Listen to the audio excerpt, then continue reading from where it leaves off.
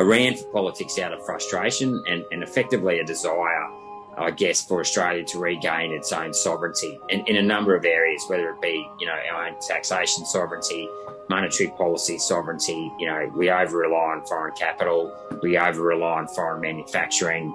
And one of the, quotes that I use, or one of the, I guess, inspirations that I use is there's a book called The Prince by Machiavelli, and in chapter 12 and 13 of that book, he laments the loss of power of the Italian states because they relied too much on mercenaries and auxiliaries to do everything, and as a result, they pretty much lost their own sovereignty. And I feel in many ways today, Australia has become a vassal state of multinational corporations. We seem to, pretty much, for the last 30, 40 years, followed the neoliberal agenda, which is, to me, not really served Australian interests, especially in regards to privatisation.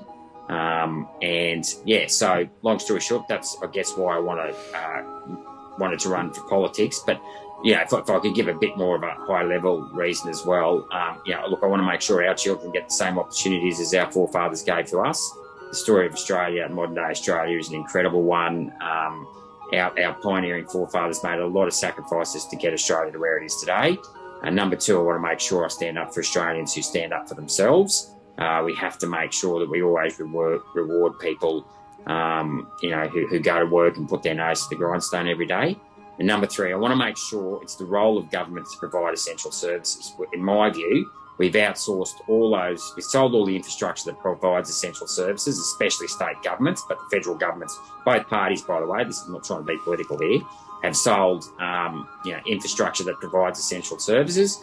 And effectively in the last 30 years, governments have just walked on into the family home, the classroom, the bedroom, telling people how to live their individual lives, rather than do those macro responsibilities that individuals can't do, like build dams, build power stations, roads, and things like that.